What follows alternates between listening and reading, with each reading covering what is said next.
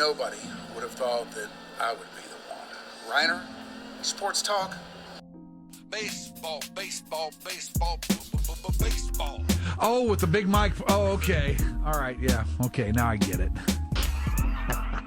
We got a lightning strike, boys. What happened over there, Grego? We had a little lightning strike right outside the window.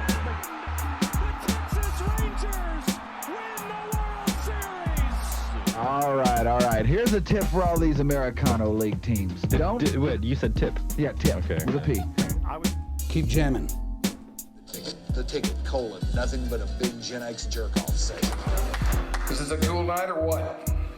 Although somebody would hear that and go, bullshit. I'm back, bitches.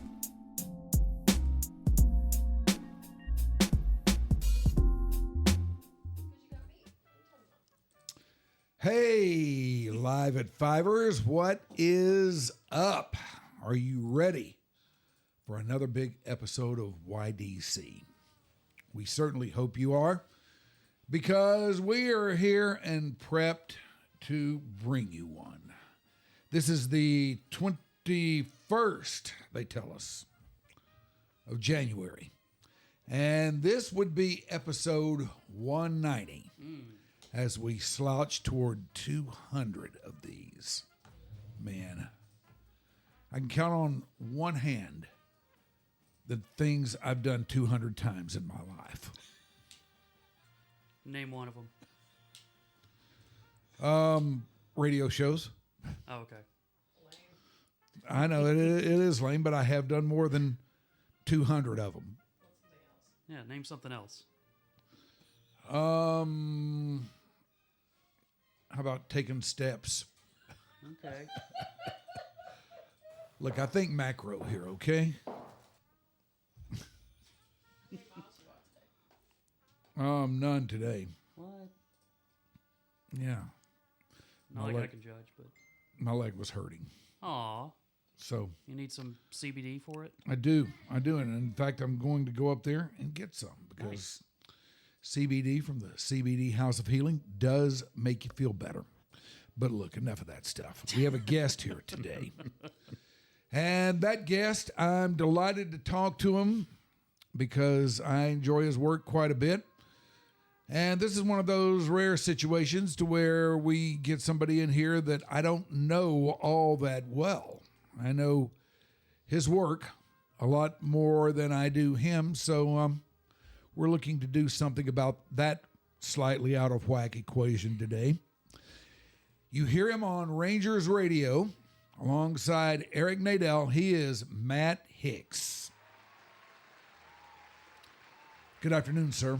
Good afternoon to you and Grubes. This is those pipes. This is I feel a touch that you guys wanted to have me on here because I feel like I'm in the presence of Dallas radio royalty here. Thank well, you. I Thank would, you. yeah. That's right over I'm there. talking about both of you guys now. It's right over there. All of it is. So it is fun because, I think we saw you probably about 6 months ago at this point at the ballpark. And Yeah. we talked about getting you on, and then just with schedules and all that stuff and all that, we hadn't been able to really book you and got a chance, and makes me very, very happy to have you in here. Well, Mainly, I'm I didn't very want, happy to be here. I didn't want to get you during the season because, you guys are doing your thing every day. Yeah. And I was thinking, man, I really don't want to clutter up his schedule anymore. Even though we have Eric on like 4 different times during the last season. You know what, though? Well, you know what? He gets a few days off. True. But having said that, I'd come over and do this show on an off day. Okay. Yeah. We'll hold you to it. Well, all right then. Yeah. Yeah. My wife doesn't want to hear that, but I'd come over and do this show on an off day. Well, you can bring her. Well, we'll do Sit that. over here and watch. Yeah, absolutely. How closely does she pay attention to the schedule where might be able to kind of fudge the timing a little bit? I will say that she has absolutely no idea what the schedule is, even though there's one for her. There's one on the refrigerator. There's one in the washroom.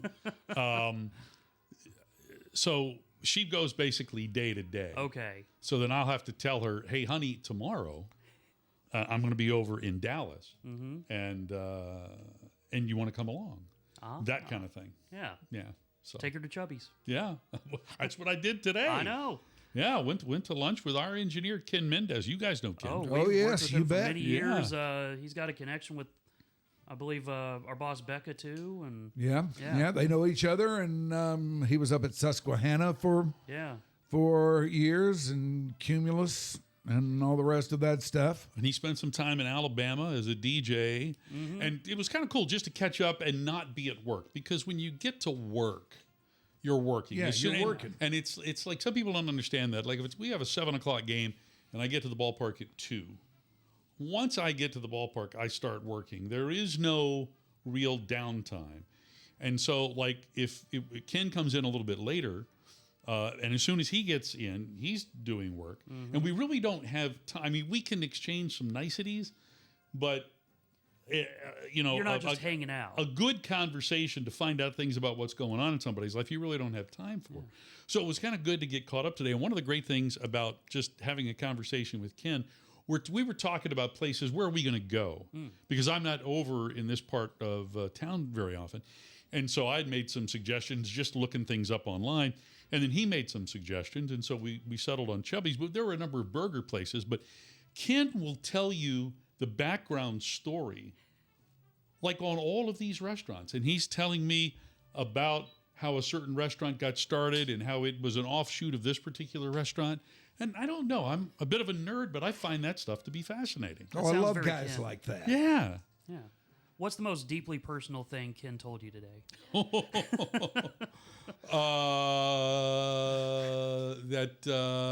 know what? I probably shouldn't say. Okay. Yeah. Had to at least try. I probably shouldn't say. But he was looking great, and, can't wait. He for always does. Yeah. Best shape of his life? He told, we're sitting there pounding food at Chubby's. Name of the place is Chubby's. And we were both talking about how we're just not walking as much as we'd like to, getting as much exercise as we'd like to. So that's something that we both need to take care of. All right. So, yeah. Well, one thing you do have going on in your scene that we found out just a few seconds ago is you have a pretty big event that could come down any minute now, don't you? It could happen at any minute. I've got my cell phone right here just in case, but my daughter is about to give birth. So, and for me, that would make me a grandfather for the first time. So, yeah, just kind of waiting on pins and needles and watching the text and hoping that the next one is that we've got a healthy baby boy. So, well, you're talking to a now 2-time grandpa. That's right. In recent years. And ages? Let's see. One is about to turn 2. Okay. And the other is About 4? Yeah, October. Yeah. About 3-4 months, something like that. Okay. All right. Yeah. So Very new they're both development. very, very young. And Do you have any advice? just roll with it, man. It's Okay. great. Okay. All right. It's Good. great. Good. I know everybody's going to tell you that, and they're absolutely correct in it. Good. I'm looking forward to it. I It's really one am. of the coolest things that will happen to you. Yeah. Roll with it, but don't roll the baby. Yeah. Roll with it, not the baby. I'm here to help. Thanks. Yeah, like he would know. Oh, gosh. Where you from, man? Where am I from? I was born in Washington, D.C., actually born in the District of Columbia, where my parents met. My dad is from a rural part of North Carolina, just outside of Raleigh. My mom's from Birmingham, Alabama. At the time that they met, my dad was in the Air Force, and my mom had moved from Alabama to Washington, D.C., making the decision after graduating from high school. She had an opportunity to go to either William and Mary College or to take a job in the steno pool at the FBI right out of high school. So that's what she did. So at 18, she moved up to D.C. She got an apartment at the YWCA with 2 other girls, both from Tennessee. And one day, and this was well after she had moved there, the YMCA was holding a dance. And there were a lot of military guys that went to the dance. And so they met at this YWCA dance, and my dad was in his Air Force uniform. And they met in November of 1953 and got married in February of 1954. Wow. I didn't come along until 1960. Okay. But I A grew little up. fun time there. Yeah, but was born in D.C., grew up in Prince George's County, Maryland, which is the county that surrounds Washington, D.C. and Maryland, and grew up in a little town, Bladensburg, Maryland, which, if you look in the history books, is most well known back at the time that the British invaded Washington and burned the White House. Most well known for the Bladensburg races, because the townspeople knew that the British were coming, and they set up a defense, and the British actually had cannons, and once they fired off a couple, all of the Bladensburgers just ran. That's fair. And so, hey, we're not going to compete with this. And then the British marched right into Washington and burned the White House and whatnot. So, so that's where I'm from. I grew up in Bladensburg, and then ended up going to college at the University of Maryland. It was really the only option for us. We didn't have a great deal of money. I was a commuter student, and the drive from our house to campus was less than 10 minutes. So It just made a whole lot of sense for me to continue my education there. What got you going down the road that you have wound up on? Radio. Wow. I think I was always intrigued by it from a young age. And the reason that I say that is when I was in 6th grade, that would have been the year that the Dallas Cowboys played in Super Bowl VI against Miami. And I don't know why I had this idea, but I did. I think it was because we had a cassette tape recorder. One of those, and this is back in like 71, 72. Yeah. One of those recorders that was probably about 12 to 14 inches long, about 6 to 8 inches wide, about maybe 4 inches deep, huge thing. And, the cassettes back then, I'm, buying super cheap cassettes. But we had a microphone, and I thought, you know what? I can do play-by-play of this. So I invited my best friend at the time to come over to the house. My dad let us do this.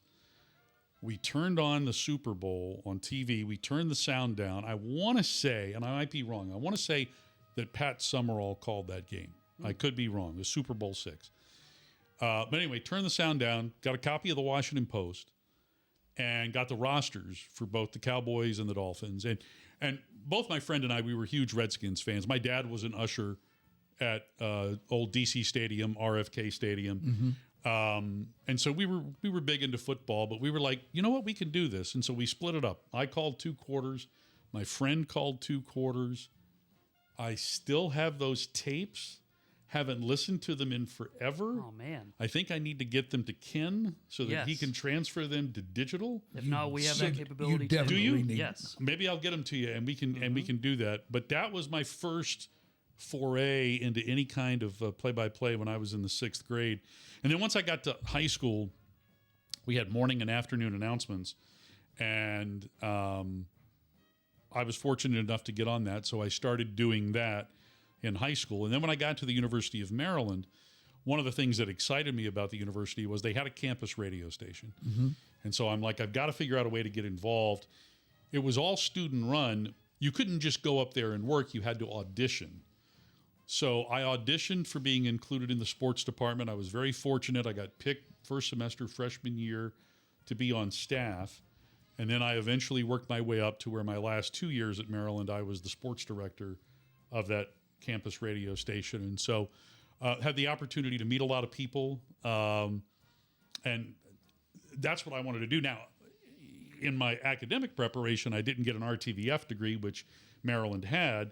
I decided that I was going to make 2 preparations. On my free time, I would work at the radio station and prepare for a career in radio. And then academically, I got a degree in social studies education because I thought if this radio deal doesn't work out, at least I can teach U.S. history and perhaps be a coach of some kind. So there were, in my mind, I was making 2 preparations. And then once I graduated, even though I applied for jobs in both, ended up being the first one I got a response for was radio. Yeah. Really small market in Cambridge, Maryland. A town at the time of 14,000 people, mom and pop AM and FM station. And so I got hired the summer after I graduated in May of '83. Was that pretty much your thinking of whichever path calls first, you're going to go down? That was the idea. I had actually I had gone to a one of these job fairs for teachers, and at the time in the spring of 1983, there were not a lot of school systems in the Mid-Atlantic hiring history teachers or social studies teachers, period. And so the one that interviewed me was a tiny little county in Stanardsville, Virginia. I have to look that one up because that's a small town. And so I interviewed at the job fair, but I never heard back from them. And then the radio thing developed in a very odd way. I had applied to some jobs at radio stations in the Washington, D.C. area, but the only replies I got were your standard, thanks for applying. We'll keep your stuff on file. We don't have anything for you right now. That kind of thing. I made some contacts, but at the time, I really didn't know what I was doing. I didn't have somebody at least cutting a little path for me to where I would know what's that fine line between being aggressive and being a pest. Yeah. And so I never really got aggressive enough. And so what happened, I had graduated in May of '83. This was probably sometime in June, early June. And of course, not having a job and living with your parents, I was low on gas and driving on Route 1 just north of campus. And I'm like, I'm going to run out of gas. I got to pull into this gas station. So I pull into the gas station. I start to fill up, and across the pump from me is the University of Maryland athletic director, Dick Dull. And he sees me. And of course, during my time at Maryland, our paths had crossed, and he knew who I was. And he knew I had graduated, and he asked me, he goes, how's the job search going? And I said, well, Mr. Dull, not so well. I've been rejected by 3 stations, and I don't really have anything in the fire right now. He says, tell you what, come on by the office tomorrow, bring me your resume, bring me your tape, and we'll see what we can do. So I go by the office the next day. I bring that information to him, and he goes, you know what we're going to do? We're going to send this out on the Maryland network. And at the time, Maryland's football and basketball network had about 24 stations. And so he sent it out to everybody on the network, most of them in the state of Maryland, some in Virginia, whatnot. And there was one in Miami because a lot of Maryland graduates retire in Miami. So after about a week or so, I got 2 responses. One from the station in Miami, WIOD, and it was a form letter response. Thanks for your interest in WIOD. We don't have any openings at this time, yada, yada, yada. The other came from this small mom and pop AM/FM station in Cambridge. They were looking for a news director. And so the guy called me and said, can you come down for an interview? And I said, yes. And so it's probably about 85, 90 miles from where I was living at the time. I go down, I suit and tie, the whole deal. It's the middle of the summer. That particular day, it was like 100 degrees. I had a car that did not have air conditioning. By the time I get down there, I am sweating bullets. I am completely soaked. This all sounds very familiar. And so I'm like, I'm going to bomb because this guy's going to see me. I look like a wet rat. But I go in. We have a great conversation. The gentleman's name is Jim Britt, who I'm still in touch with today. He lives in the Shenandoah Valley of Virginia. And he was the program director at the time and one of the DJs on the FM station. And so he hired me, and he hired me on it was a Thursday or a Friday. And he said, can you start right away? And I said, yes. I said, what's right away? And he goes, well, Monday. And Monday was the 4th of July. So good thing he didn't say in about an hour. So I know. So that weekend we hustled that. The guy that was the station manager, his brother had a number of apartment properties in town. So they found me a place right away. My dad and a friend helped me move down quickly. And so my first day of work was the 4th of July in 1983. And I was doing something I did not ever do on campus. I was doing news. I had to figure out how to do morning news, how to write news, how to cover news. And I did all of that on the fly. But that's how I got my start. I would never have gotten that start had I not pulled into that gas station on that day in early June. Wow. Yeah. It's crazy how stuff works. I know. So all the time, all the while, did you have your eyes set on doing baseball or some other sport, or were you planning on maybe taking a higher level news path, or what were your thoughts on how this might go? Well, jumping in right away at that radio station, my first thought was I got to swim. So I got to make this happen because I have to make a good impression. I have to be good at what they want me to do. But eventually, and he told me too, that it wasn't going to be just news. The guy that was the PD also did all the sports, and he wanted help doing sports play-by-play because he had a rather ambitious schedule of what he wanted to do with all the local high schools and whatnot. In fact, the previous year before they hired me, Cambridge is just a little south of Easton, Maryland. And in 1982, Easton went to the Little League World Series.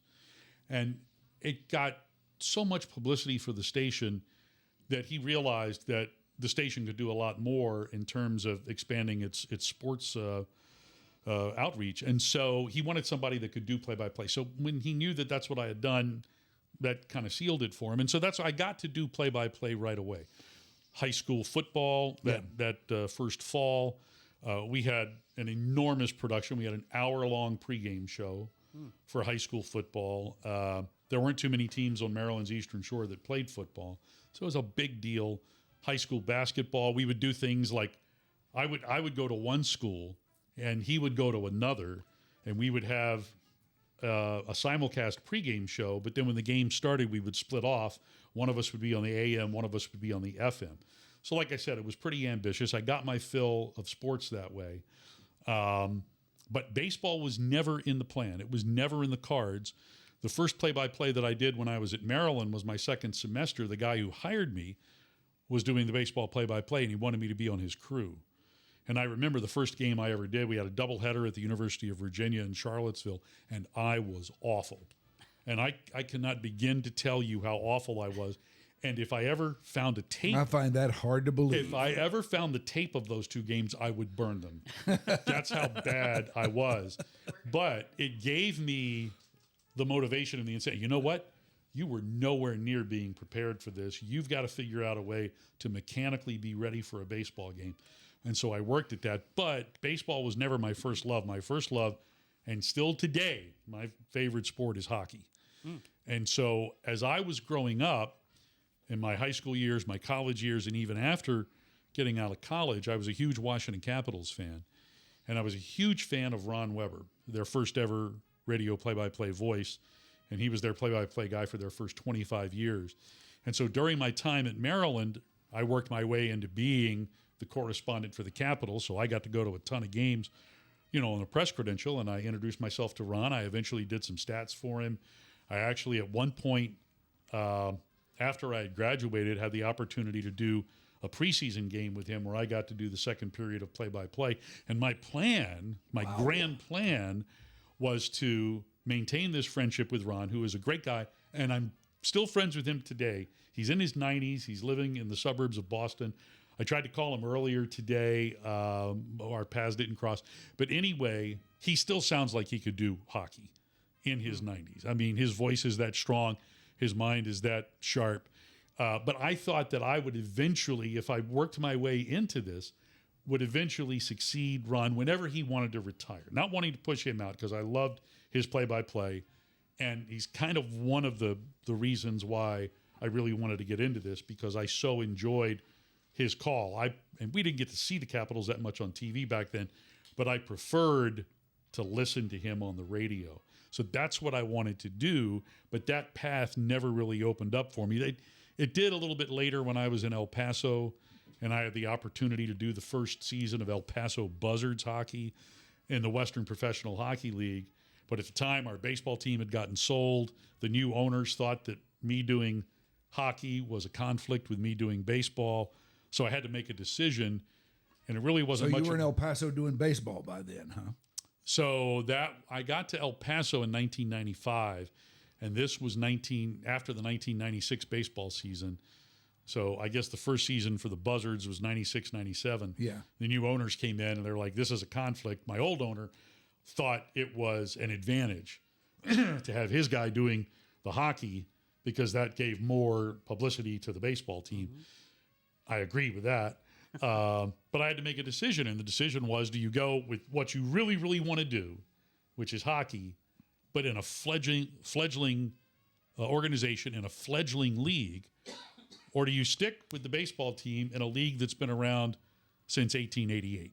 And I'm like, I cannot leave a sure thing. And so I said, well, I'll stay with the baseball team.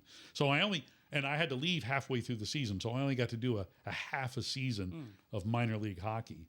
But that's really what I wanted to do. And it's interesting that I'm partners with Eric Nadel, who also wanted to be a hockey announcer. And for a while was. And that's what got him here to Dallas. And, and he's always told people, I wanted to be the Rangers announcer, just not the Rangers you're thinking about. Yeah. He wanted to be the voice of the New York Rangers. I wanted to be the voice of the Washington Capitals. It hasn't worked out, but baseball has worked out, and it's worked out very well for me and my family. It's worked out for both of you and Eric. Yes, no question. Yep. Wow, that's quite a confluence of two different paths, Yeah, it is, because like I said, I wanted to get into hockey. I never really looked to get into baseball.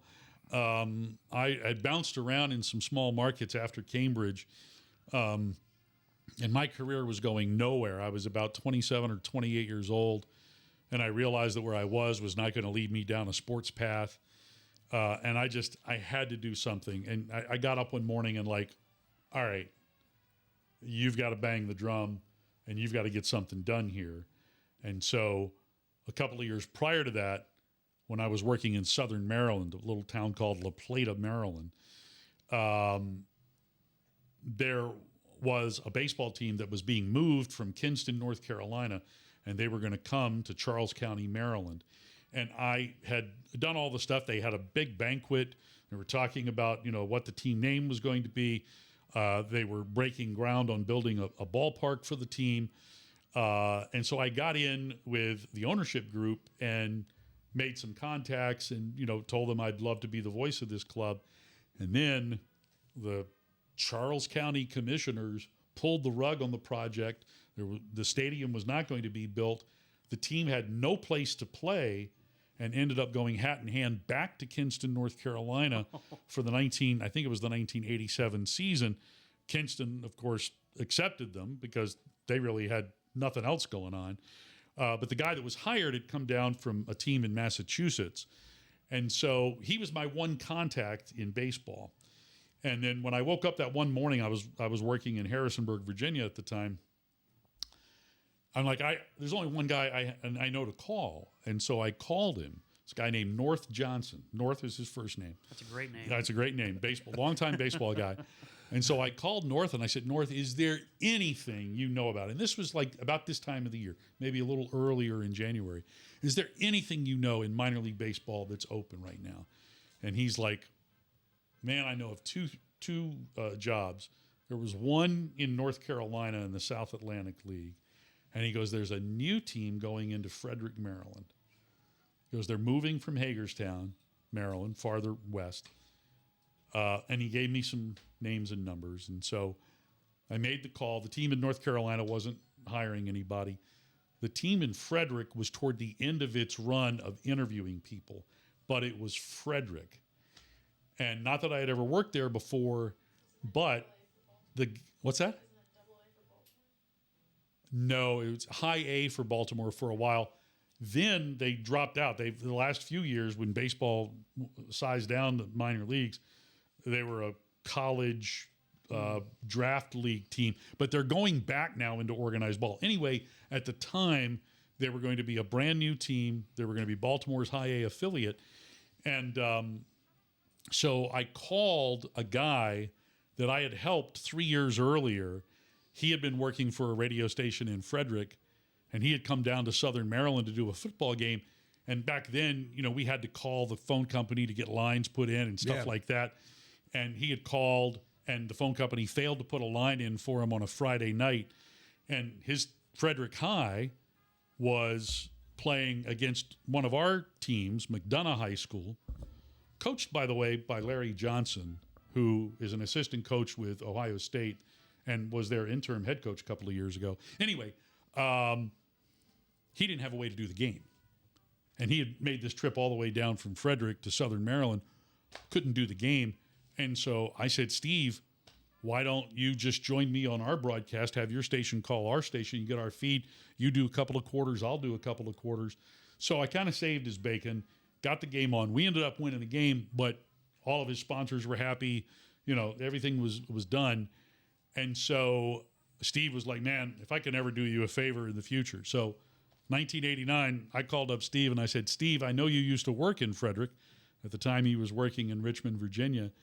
And I said, it's a different station. He goes, hey, no, I know the two guys that run that station. I'll get you an interview. So he did. It was the last week of interviews. I interviewed for the job, found out a week later that I got it. So my first job in baseball, while I worked for the radio station, I got paid $50 a game for 140 games plus $20 meal money on the road. I left a job that was paying much more to take that to get into baseball. And that was back in 1989. So that's how I got into baseball. This is Matt Hicks. You hear him on Rangers radio. He got into baseball that way. He's still making his way through baseball and probably will be for another hot minute or two, we suspect. And we'll have more with Matt momentarily. But right now, if you don't mind, it is time for us to stop down just for a second because it's time for the dreaded and feared mid-show read. Don't be scared, Hicksy. Okay, I won't. All right. But respect it. I will. We must take a second here and address all of our listeners out there who are experiencing some kind of very discomforting, uncomfortable pain in your world. Pain that you don't know what to do anything about. Pain that maybe you've tried this, you've tried that. Nothing works. All you know is that things don't feel right. Things don't feel the way they used to. And it's not a mental thing. It's a physical thing. And you still can't shake it. Well, let me ask you. Have you tried CBD yet? If not, you probably tried this. You probably tried that. I mean, there's no point in not trying CBD because you know what? It does work, especially when you get it from the CBD House of Healing. Now, you've heard us talk about them for some time, and you probably think we're trying to bump you along the way into a head shop where you're going to go in there and come out with a couple of roach clips and some zigzags or this or that. No, that's not it at all. This is a medicinal place. And CBD there is used for medicinal purposes. Now, if you want to use them for something else, well, that probably could come about maybe as an unintended result of stuff. But if you're looking for something to make you feel better, this stuff works. I've tried it. It's worked for me, and I know it will for you too. The owner of the CBD House of Healing is a registered nurse, and she is not going to front any kind of games with this. She is not going to send you down any kind of road other than one that's going to make you feel better. Believe me, this worked for me. I bet it will for you too. So if you're in pain, what do you got to lose? Go by there and talk to them. The CBD House of Healing is located at Plano Road and Northwest Highway in Dallas at the burgeoning northeast quadrant of that very, very busy intersection. Stop by, tell them you heard about it from us here on Your Dark Companion, and start your road into making things right and making you feel better with the CBD House of Healing. Anything else? That's it. Okay. All right. Back to regular programming. Back to regular programming. Give me a second. After that, I need a swig here. That's okay. Go. Let's all take a swig. It's always a good time for a refreshing beverage. Right. It is. There's never a Always. bad time for it. Never. All right, this is Matt Hicks. You hear him doing Rangers radio and have now for how many years? Since the middle of the 2012 season, so I guess 14, 15 years, something like that. Yeah. Wow. Yeah. and continuously in pro ball since 1989. So it's been a long time. Yeah, how many teams did you work for before getting to the Rangers? So 23 and a half years in the minor leagues, but only 3 clubs. That Frederick club for its first 6 seasons. And then I went from there to El Paso. And that was my first job working in baseball. I got hired by the club. I was in El Paso for its last 10 seasons because they got sold and they moved to Springfield, Missouri. And I didn't go with the club. But from El Paso, I got hired by Corpus Christi. It was a new ball club. Ah, the Hooks. The Hooks, the AA affiliate of the Astros. And I worked there for 7.5 seasons before the Astros called in 2012. So just the 3 clubs. Wow. But both El Paso and Corpus were in the Texas League. So I was in the Texas League for 17 and a half years. You just couldn't get out of Texas. Could not get out of Texas. Not at all. And how long with the Astros? The Astros the whole time. So the Astros for those 7.5 seasons. Now, I did interview for the Astros job when Milo Hamilton retired. I got called up. That would have been the season that they went to the World Series in 2005. Milo that year had announced his retirement, and I got called up there and did an interview mid-September of that 2005 season. And they were very gracious. They invited the whole family up. So my wife, our son, we got to go up for a whole weekend. We got to see a couple of games. I got to talk to all of the executives there. They were playing the Brewers that weekend. And so it was the second time I got to meet Bob Uecker. The first time was when I was with him in the movie Major League 2. So I'm sitting next to Uecker in most all of his scenes in Major League 2. That was shot at Camden Yards in Baltimore after the first season of the Orioles moving there. Yeah. So one of those days, the executives were taking me around and they took me up to the press box. And they said, during this next commercial break, we're going to walk you in and we'll introduce you to Bob Uecker. And I said, yeah, I've met Uecker before. And I told him about the whole movie thing. And so we get in there, it's commercial break, Bob's sitting in his seat. I walk up to him, so he has to look over his right shoulder to me. And I say, Bob, I'm Matt Hicks. I work as a minor league broadcaster, but many years ago, I go, you probably don't remember, but I was an extra in Major League 2, and I got to sit next to you, and we worked an entire weekend at Camden Yards in Baltimore. And he did double take it. He looked back to me, and he goes, you're right, I don't remember. And then he looked back to the field, and I'm like, that was such classic Uecker. We laughed about it a little bit. And so since I've been back in the big leagues, it was always nice during spring training to go to Maryvale to get a chance to talk to Ueck.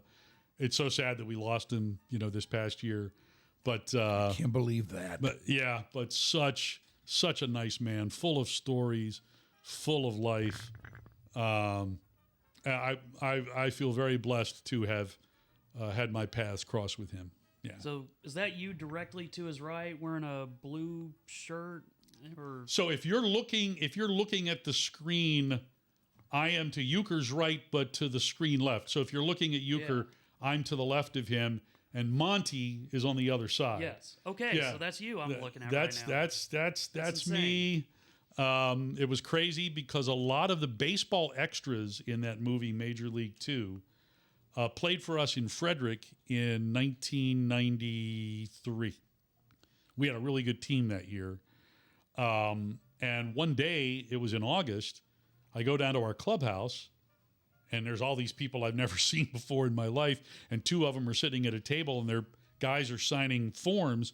And I'm like, what's going on down here? And they said, well, they're from the casting agency, and they're signing up guys to appear as extras in the movie Major League 2, which is going to be shot sometime in October of this year in Baltimore. And they look at me and they say, well, what do you do? I go, well, I'm the radio broadcaster for the club. And they go, well, why don't you look over this form and fill it out and turn it in? And so I'm like, okay. So I did. I'm nothing to lose. And I figured I'm probably not going to hear from them. October came and went, never heard from them. And so I thought, okay, they don't need me. And then early in November, I get this phone call on like a Thursday. And they asked me if I can get to Camden Yards the next day at 6 o'clock in the morning and potentially be in the pool of extras. And I'm like, well, I've got to work tomorrow morning. I did morning radio on both stations doing the sports. And I'm like, let me check with my general manager. Let me get back to you. So I told my general manager what was up. He goes, what a great opportunity. You imagine this, small market radio, and the guy going, yeah, great opportunity. And so he says, go, we'll cover for you. So I did. So the next day on a Friday, I get to Camden Yards, and 6 o'clock in the morning, there's probably about 80 or 90 of us in this room. And I took a book because they said bring a book because there's going to be a lot of downtime. And so it was probably about an hour or so. And this guy comes into the room and he asks everybody to stand up. And he goes, I'm going to need you, and you. And he raised his finger and pointed in the back. I was in the back. And he's pointing at me. And he goes, yes. So they take the four of us. They take us up to the press box. We had to bring our own wardrobe. They said when we were coming, you have to bring like 5 changes of clothes. And summer clothes, right? Shorts, sleeve shirts, and, right. Things that look breezy and whatnot. That weekend in Baltimore was about 35 degrees. So the first thing I did, we actually went to the wardrobe truck and I gave them all my clothes. And they're putting them up in the truck. And I'm like, I might never see these clothes again. And anyway, then we go up top. I had whatever on, and they position the four of us in different places. And I'm looking around. I don't know what's going on. Turns out what they did was they built a complete set where the writers worked. They didn't want to use the actual broadcast booths because they need, room and stuff for whatever. So they put me in a seat, and I'm looking around trying to gauge, where am I? Am I just off in the corner, whatnot? And after a couple of minutes, I realized I'm next to Uecker. He's going to be right here. And then about an hour later, Uecker comes walking in. We chat. Monty comes walking in. Other actors, that are going to have lines come in. They gave us the lay of the land. The one thing they told us was, do not do anything that will make the camera notice you. No sudden movements, no quick movements, no jerking of the head, nothing to draw attention to yourself. So I was kind of like, all right, I'm going to be as still as possible. But it was interesting to watch the whole process. I was on set for probably about 14 to 15 hours each one of those days. Bob and I chatted about baseball during breaks between shoots. So that was a lot of fun. A lot of the other people on set, obviously they're actors. He was at the time also doing Mr. Belvedere, or had just done whatever it was. Everybody on set, nobody knew that he was the Brewers announcer except me, and of course the people associated with the movie. So we talked baseball, and the other people wanted to talk with him about Mr. Belvedere, but he didn't want to talk Mr. Belvedere. He just wanted to talk baseball. So it was kind of cool. So we had catered meals. Each meal I got to sit and chat with Bob and talk baseball. So it was a pretty cool experience. That's awesome. That's definitely one of the movies I've seen a lot, and that's. Yeah, and my wife about to eat a banana. My wife jokes about it, and she's right. It's not a good movie. Major League was a good movie. Major League 2 was like the Indians go a little bit deeper in the postseason. There wasn't really a great storyline there. Uecker's scenes are fantastic once again. But of the two movies, one holds up pretty well and one doesn't. So. As a kid growing up, I liked it. It had enough goofy characters and all that. But good. Yeah, that's hilarious. It was fun. Yeah. It was a fun experience. We just didn't quite get to see you eat the banana, but you were peeling it. I was. So tell us what pointed you in the direction of the remote yet burgeoning outpost of Dallas-Fort Worth. Well, I was working in Corpus. Like I said, I didn't get that Houston job when it came open, and I had actually made some contacts with the Rangers prior to that, or during that time when I was in Corpus. And in fact, for about a half a year, I worked with John Blake. John was in between time working with the Red Sox and working with the Rangers again. And so he spent some time with Ryan Sanders Baseball, the club that owned not only the Corpus Christi Hooks at the time, but the Round Rock Express. So they had a AA team in Corpus, AAA team in Round Rock. And so John and I had worked. We didn't do a whole lot together, but we did become acquaintances Yeah. at that time. So I didn't get hired by the Astros. I did make an attempt to reach out to the Rangers when they needed a TV voice. I don't remember what year it was. It was a few years before I got hired, but only thinking that they might move somebody from radio to TV and that radio would open up. I wasn't angling for TV at all. So nothing materialized there. And at that point, I thought, you know what? I'm going to not finish out my career in Corpus. There was, I thought, a pretty good chance that I'd get moved up to AAA Round Rock. I actually had an opportunity to fill in for Mike Capps, the longtime Round Rock announcer, for a doubleheader one day. Of course, the one day I filled in for him doing a doubleheader, it was 106 degrees. That was a lot of fun. But I really thought that window for me to get a big league job had probably closed. So I wasn't really looking for anything during that 2012 season when things developed in the middle of that season. And I got a phone call from, of all people, Reed Ryan, who was my big boss at the time, being the head of Ryan Sanders Baseball. And it's a funny story. It was the middle of that season. It was in June. And a couple of years prior to that, during one of our sessions where we did a yearly employee evaluation, and we had finished that evaluation, and it was done in December.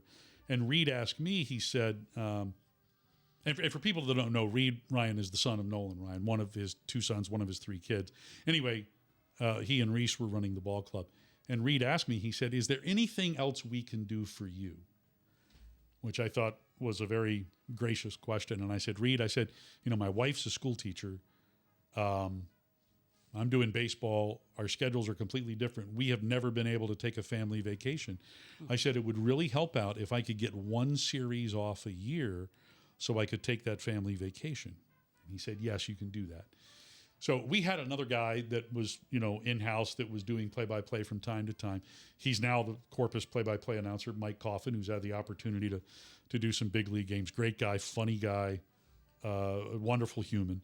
Anyway, so it's June. It's late June, and we go on our family vacation that year to Legoland in Carlsbad, California. Our son, who was about 9 or 10 at the time, was huge into Legos. So we're like, we'll make a vacation. I took that 4 days off. The team was in Frisco playing the Ranger affiliate for those 4 days. And it was, in the schedule, it was right next to the 3-day Texas League All-Star break. So it was a 7-day break. And I took 5 of those 7 days to take my family out to Carlsbad. So we are on day 3 of our 5-day vacation. And my cell phone rings. I don't see it because I don't have my cell phone. My son has my cell phone and he's playing Fruit Ninjas on my cell phone. And You ever play that? No. You ever play it? No. I never played going it. to get you into Around it. here, if anybody's going to play it, it's him. Okay, But but we're apparently going to get you into it now, though. So that's maybe that's 14, 15 years ago. Anyway, not only is he playing Fruit Ninjas, but he has a really high score. But he's old enough to see the name Reed Ryan and know Dad probably needs to take this call. So he runs into the other room and goes, Dad, the phone's for you. I see that it's Reed. I answer the phone. And as I answer the phone, I realize, oh no, I can't believe that I forgot to do what Reed asked me to do. A couple of days prior, Reed had asked me to leave tickets for a good friend of his to the game in Frisco. Leave a couple of tickets for my good friend, and I forgot. So I saw Reed on the phone. I swipe it. I'm like, he's just going to rip me for not leaving tickets for his friend. And hey, Reed, how are you? So he starts telling me about what's going on in Arlington and what's happening with the Rangers. And he's given me this long backstory. And I'm like, a couple of minutes in, I'm like, either this is a really odd way of saying you forgot to leave those tickets, or he's talking about something else. And he eventually gets around to, can you get to Arlington this afternoon? Holy crap. Whoa. And so he has no idea. He thinks I'm with the ball club in Frisco doing the games.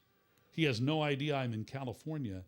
And I pause thinking 23 and a half years in the minor leagues, I get the phone call and I can't go. Oh. So I pause and I go, Reed, remember a couple of years ago when you asked if there was anything that you guys could do for me? And I said, yes, a family vacation. That's where I am now. We're at Legoland in Carlsbad, California. But if you need me to, I'll get to the airport in San Diego and I'll fly out today. There's a pause of more than 5 seconds on the other end. And I'm like, there's my chance. It went by. So Reed finally says, he goes, how much longer are you going to be in Carlsbad? This was a Monday. And I said, well, we leave on Wednesday. We fly back to San Antonio. We spend a night in San Antonio. And I'll get back to Corpus on Thursday. Another pause. Just tell you what. Finish out your vacation. We'll fly you up to Arlington on Friday. And we'll go from there. So, and he was telling me, like, I don't know how many days it's going to be. I don't know if it's just going to be a couple of games, if it's going to be a week, how long it's going to be. But we want you there on Friday. So they worked things out. I got there on Friday. First time I ever met Eric Nadel was that Friday. Didn't do the game that Friday, but I did do the games on Saturday and Sunday, which was the end, of a really long homestand. It was like the final 2 games of a 12-game homestand, and they were playing Oakland. So I did the game on Saturday, did the game on Sunday. They told me before Sunday I was going on the road trip to Chicago. So then we go to Chicago. We play a series against the White Sox. Got absolutely, we got walked off twice, both times by Kevin Youkilis. The other game, Roy Oswalt started for us, and we lost 16-2 or something like that. So we got blown out. Now, remember, this is the team that at the time was in first place that year and had just come off 2 World Series appearances. And they were humming, right? So I get to do 5 games. They won the first game I did, but then they lost the next 4. At the time, Jackie Moore was one of our coaches. And I knew Jackie because for a long time he had been the Round Rock manager playing against us in the Texas League. And so Chicago was the only city on that trip. We were flying back to Arlington. And so I get on the plane. Back then we were in suit and tie. It was a 105-degree day in Chicago. Again, drenched in sweat. My jacket was drenched in sweat. I get on the plane. I stop. Jackie's about maybe 3 or 4 rows back. And he stops me, and he looks at me, and he goes like this with his hands. He goes, and then he looks up at me. Like, he's keeping count. This team that was a juggernaut was 1-4 with me joining the ball club. I go, Jackie, don't do that to me. Do not do that to me. Yeah. So Worked then, fine till you broke it. Yeah, exactly. So if you want to know why the Rangers didn't go to the World Series in 2012. Okay. But anyway, we fly back to Arlington. We had an off day. And that off day, when I went out to lunch, I got a call from John Blake. And John said, we would like you to stay on for the rest of the year. So that's when I found out that I would be on for the remainder of the 2012 season. And then I ended up getting a full-time offer after that 2012 season. So, yeah. So that's how you wound up here. That's how I wound up here. Yep. Tell us about the last few innings of the last game of 2023. Wow. I tell you what, that whole day was, and I'm getting emotional now thinking about it. That whole day was emotional, being up in the series 3-1, knowing we could win it all. The way things kind of worked out, I think most everybody associated with the club when we went to Chase Field for Game 5 felt like we were going to win. It felt inevitable. You're not going to tell anybody that, but it felt inevitable. People were interviewing a variety of people. We got interviewed. And for a pretty good chunk of that day, I was thinking about Eric. And him being with the ball club since 1979, him having to go through the agony of 2011 and the end of that season, and how close he had been to being with a World Series team and calling a World Series title. And so that was on my mind most of the day. And we got interviewed about it. And I remember Levi Weaver interviewing me about it and me getting all teary-eyed, just talking about it. But then, you get close to game time and you get in game mode. You're doing your prep work and you can't go like, oh my gosh, look at me. This is the culmination of my career. I'm getting a chance to call maybe a game-winning, World Series game. You can't get caught up in that. You have to do your work. And so we're doing our work. And so the emotion kind of went away a little bit.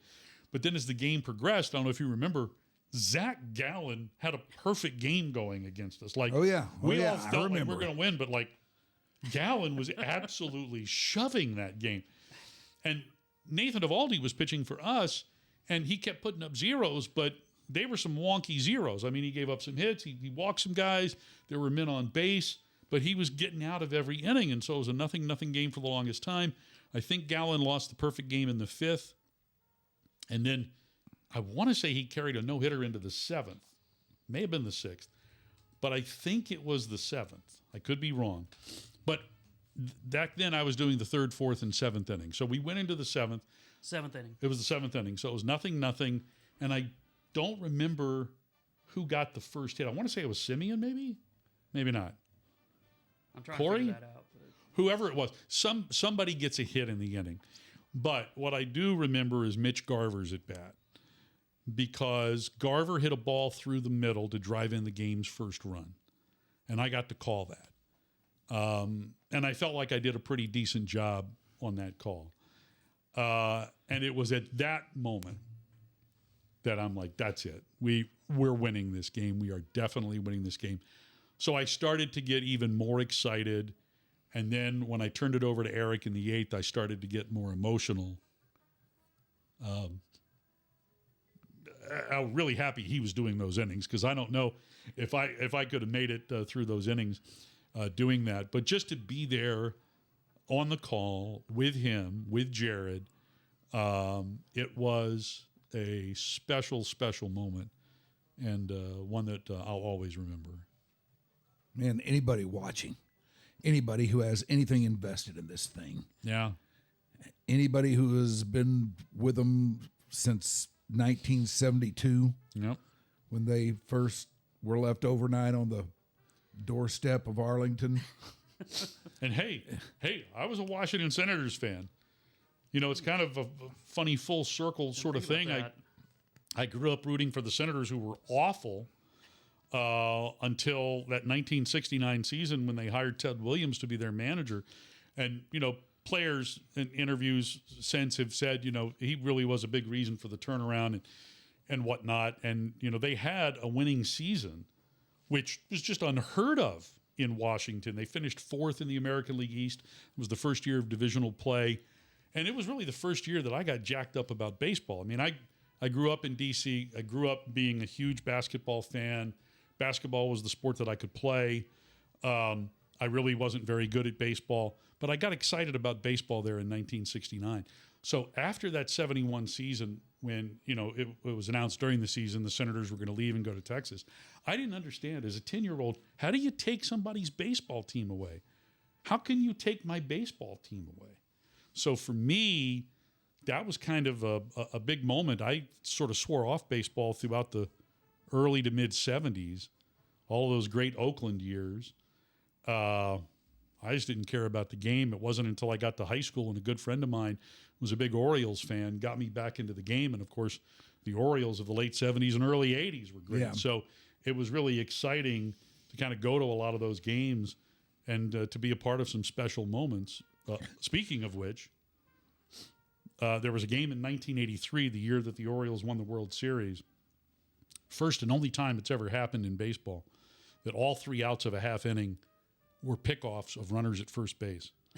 Tippy Martinez, left-handed reliever for the Orioles, picked off 3 guys at first. He came into the game with a runner at first and nobody out and picked him off. This was like the 9th inning. Then the guy that inning. It was the 10th inning. All right, it was the top of the 10th. The first guy he faced, I think, got a single. Picked him off.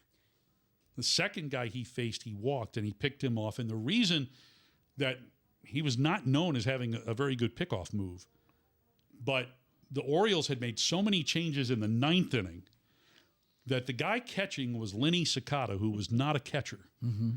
And the Blue Jays figured they could run on him. So they were getting huge secondary leads, and Tippy picked all 3 guys off. My friend and I, we were seated in the right field bleachers. That game was crazy how it finished in the 9th and 10th innings. I want to say Cal Ripken hit a home run in the 9th to tie it and send it into extra innings. And then the Blue Jays scored, actually, in that top of the 10th inning. But the Orioles walked it off, and it was Lenny Cicada, a little punch and Judy infielder playing catcher, who hit a walk-off 3-run home run. And that was an amazing season, which, of course, ended in them beating the Phillies in the World Series. But I was there for that game. Damn. Yep. That's amazing. Another game that I was in attendance for, very well-known game, spring training game in 2001, when 3 teams in Arizona trained in Tucson. And 2 of them trained at the Tucson Electric Park, the Diamondbacks and the Chicago White Sox. And it was the very famous game in late March of 2001 when Randy Johnson hit a bird. Yes. In a game against the Giants. And my wife and I were seated like 2 rows behind the third base dugout and didn't know what happened when it happened, because the pitch was thrown and it sounded like a firecracker. And all you saw was this explosion of white. I didn't even know what it was at the time. And my first thought was, what's a spring training game? Did they just throw a trick baseball that exploded? And I think Calvin Murray was the batter for the Giants. And it wasn't until the on-deck hitter was Jeff Kent. It wasn't until Jeff Kent walked over and picked up that bird that we realized that Johnson had hit a bird. So, crazy stuff. Randy Johnson, of course, has his own photography company, and his logo is a circle with a bird in it with a line through it. Was that a low-flying bird? or it did. So these birds all game long, they were on top of the net behind home plate, and from time to time they would just swoop down and fly near home plate and then land on the other side of the net. And I remember thinking, gee, that looks like they're close, but we were behind the third base dugout. We really couldn't tell. I'm like, those birds aren't in any danger. They're not going to get hit. And then boom, it happened. Crazy stuff. You think he was trying to? Oh gosh, no. I don't think so. Say the bird was at least a little high and outside, but hey, that didn't go well for him. Hey, hard throwing left-handers. Yeah. We're going to have an opportunity to talk to somebody who had a bird's eye view of that, because the guy who was catching that day for Arizona is now a coach on the Rangers staff. Rod Barajas. Oh, yeah. Former Ranger player. Yeah. He caught that day so he was behind the plate. And so I'm sure he's been asked about that. Yeah, but you'll need to ask him about it when hundreds of times the games get going. Yeah. Exactly. It's on you. You got to get to the bottom of that. We will definitely get to it. That pre or post game show when you're on TV. Yeah. Which you love doing. Oh yeah. Yeah. Hey, that was different for us last year. For Eric and me. And we've both done TV before, but to be doing it on an almost nightly basis. And simulcast, right? And simulcast, the pregame show. So the manager's show was different only in that we were being videoed, which had never really been done before. So we had to be mindful of that. So, learned a few things there. But just the whole, and like I said, I've done TV before, I've done TV play-by-play before, but, listening to the guys in the truck, following that direction, trying to hear Jared's questions over people in the truck talking to you, that's a lot of fun. There were a couple of times that Jared asked a question and I wasn't really sure what he asked. And so I just said something and hoped that it was what he was asking. But it's different. It really is, because in the radio world, you're in charge of what you're doing. In the TV world, the guys in the truck are in charge of what's going on. Yeah, so you can't tell Patrick Madrowski to pipe down. No. You totally can't. No. I mean, I would. Well, okay. And I have from Yeah. the audio booth. I'll call him right now. I haven't felt good enough to do that yet. Maybe Well, this year. You got my approval to do it. Thanks. I'll tell him you said that. Yeah. Okay. Please do. I will. That's good. You got everybody's approval, man. Yeah. Everybody digs you. Thank you. Thank you. No, I appreciate that. And like I said, getting this job here in Arlington has changed our lives. It was a good time for the move for our son, who at the time was leaving elementary school in Corpus Christi and starting middle school here in the Metroplex. He got to graduate high school from here, had a great high school experience in the Keller School District, went on to USC, graduated from USC in May of 24. He's now living out in LA. So, for us, it's all been good. We've made some really good friends here in the area. The Rangers are a great organization to work for. So we couldn't be any happier. So. No, I mean, you are part of the fabric of Ranger baseball now. I mean, I can't imagine Rangers radio without you. Well, thank you. That's And very kind. It's been a while since, I mean, probably even since, Mark was Mark and Eric. Yeah. And they were doing it. Yeah. And I know, obviously, as Eric calls him, Holtzy, was great in the booth. And I think that when you talk to people that have been longtime Ranger fans, some of them, pine for the day that those two were together.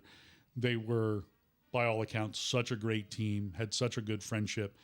So I've always felt sort of a responsibility to be that good second to Eric, to make sure that the broadcast is always as good as it can be. Because I hear it all the time about Mark and what a great job he did and how much Ranger fans loved him. So, Well, that all that's true, but Yep. don't think that you're not upholding that, because Well, I mean, thank you you. are. It's like a very seamless broadcast, and it's really just part of the fabric of the whole Ranger scene. It seems like it's been that way for a good while now. Yeah, And that's probably about the best thing I can say about it. yeah, you never really know who's listening, I think, on any given day. And we all have good days and we all have bad days. One of the good things about baseball, I'll feel like I had a bad broadcast, and I'll drive home and think what I could have done better, what I should have said, what angle I should have been talking about when this situation came up. I should have been better prepared for this situation. The good thing about baseball compared to other sports is I get to rectify that the next day. Yeah. I get less than 24 hours to get back and do it and to do it right.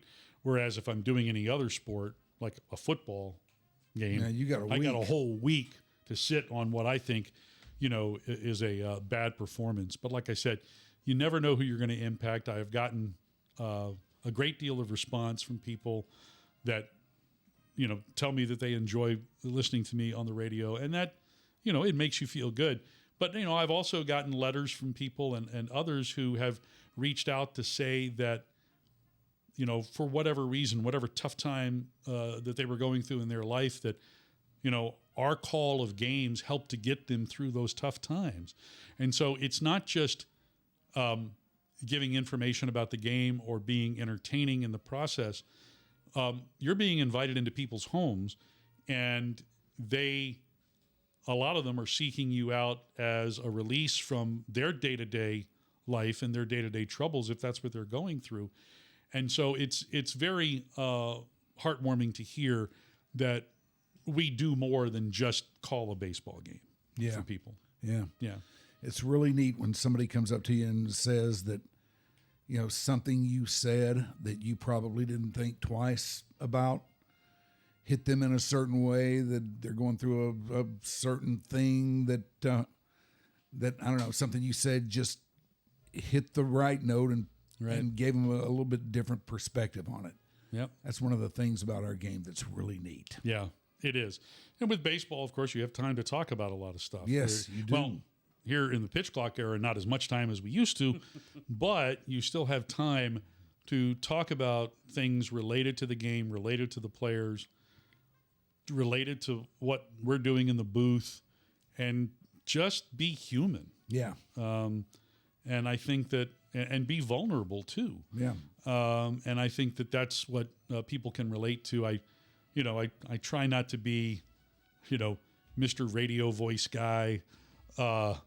And I hopefully people can hear a smile in my voice, even though my wife tells me I have a resting bitch face. Do I have a resting bitch face? You look great. I'll be home and my mouth will be turned down, and she goes, "What's wrong?" And she goes, "You're not smiling." And I go, "Oh yeah, I'm smiling." Okay. She goes, "We need to work on your smile." I have that too. So I hope people can hear the smile in my voice to know that we're happy bringing them Ranger baseball. And at least they can see it right now. Yeah. So tonight you've been listening to the Resting Bitch Face podcast. If I did one, that's probably what it would be called. Matt, thanks for doing this, man. Thank you It's for really having been nice talking to you, and we'll be by the channel. Very good. Another Very season good. of Ranger baseball on the way. Are we wrapping up? Thank you both so much. I thought we were going to keep talking with him until he became a grandpa. Oh, wait a minute. I did get some. Hold on. Wait a minute. Hey. Uh-oh. Hold on. We've got some news. We have liftoff.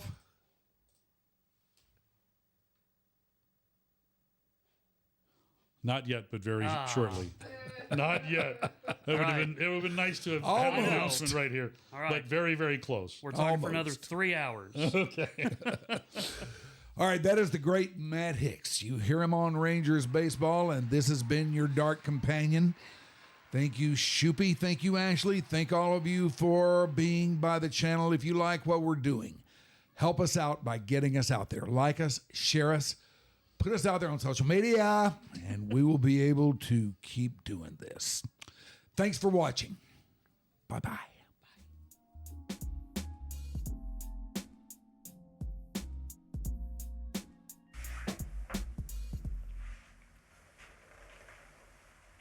All right.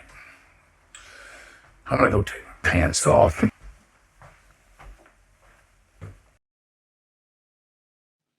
Your Dark Companion is a Stolen Water Media presentation.